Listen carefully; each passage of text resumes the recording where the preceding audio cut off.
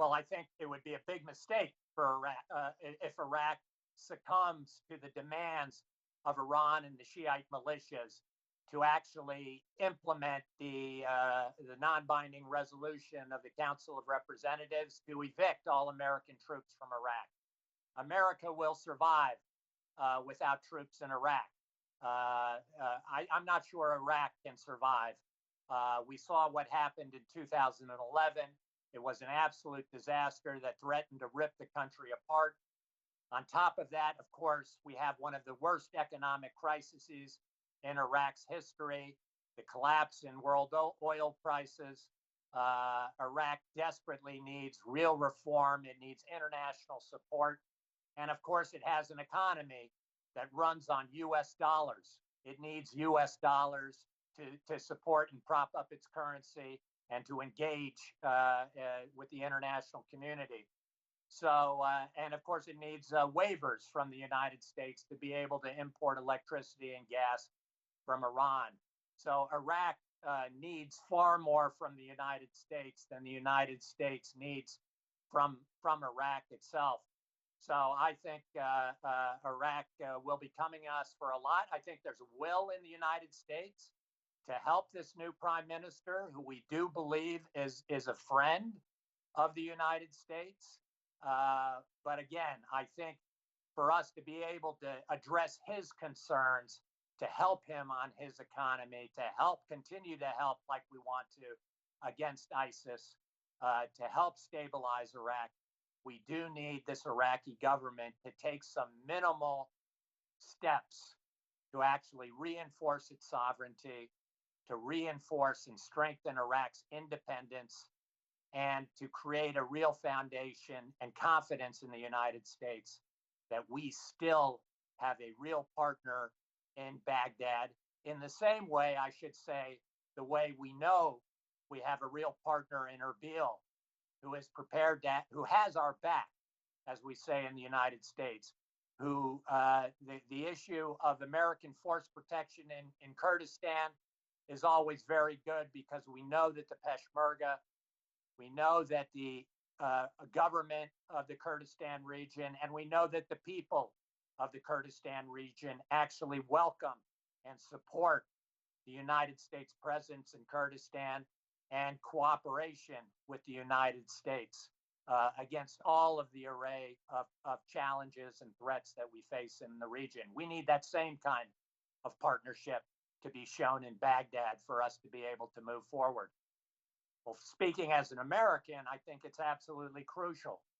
We don't have any better friend or partner in Iraq than the KRG. The KRG is a force multiplier for American strategy in Iraq, not only because they're a very solid partner in fighting ISIS and in keeping American military and diplomatic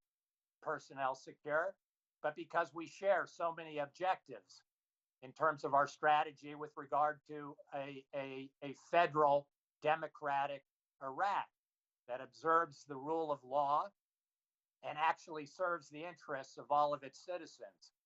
So the KRG, as an important player in Baghdad, in the Iraqi parliament, in the Iraqi cabinet,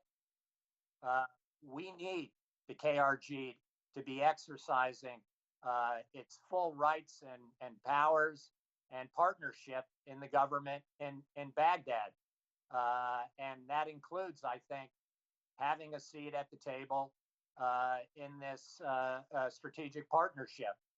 so that we can make sure we're all pushing together in the same direction, to have a real partnership, not a fake partnership, in which Americans are helping Baghdad with the counterterrorism problem that's coming out of Syria and out of parts of Western Iraq, when from Eastern Iraq we're being attacked from our rear, from behind, by Iraqi parties that are supposed to be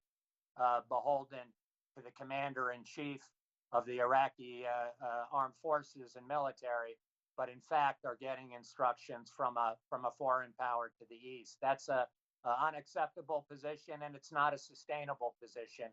And we need to have a Kurdish partner who I think understands the need for a strong, sovereign, independent Iraq that respects the right of all its citizens.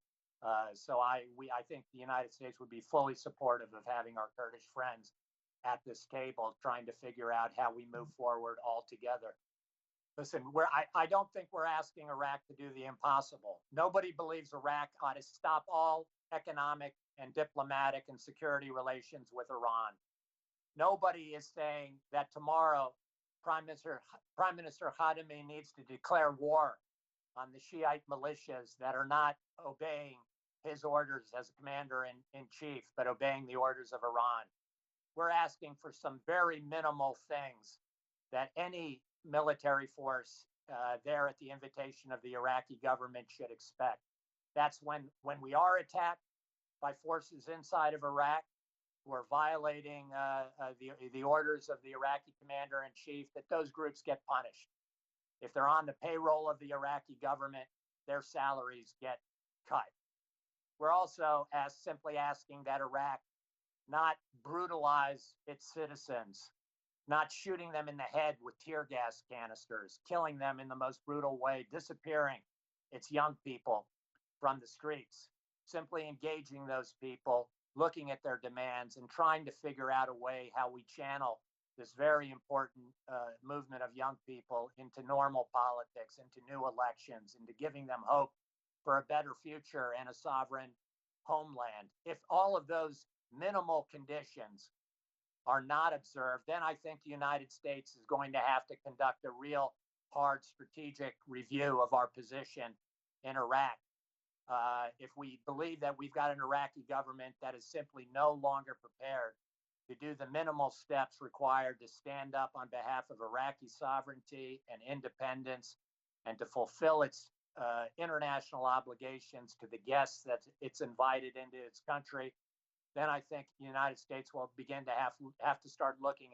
at Plan B and Plan C on how we might achieve some of our objectives in that part of the world, particularly in terms of fighting ISIS and supporting our friends in the Kurdistan region that we prefer not to have to look at, because they create a whole new host of problems if we have to go in that direction. But if Baghdad leaves us no other choice, then I think continuing to be in Iraq the way that we've been there the last several years, simply from a domestic position of the United States, particularly after coronavirus and all of the domestic problems that your audience is well aware we have now in the United States, that the commitment to expending more troops, more blood, more treasure on behalf of a government in Baghdad that refuses to act like a real partner of the United States, that it's only a responsible thing for any American government to review that policy and that commitment of partnership to Baghdad and to begin looking at alternatives.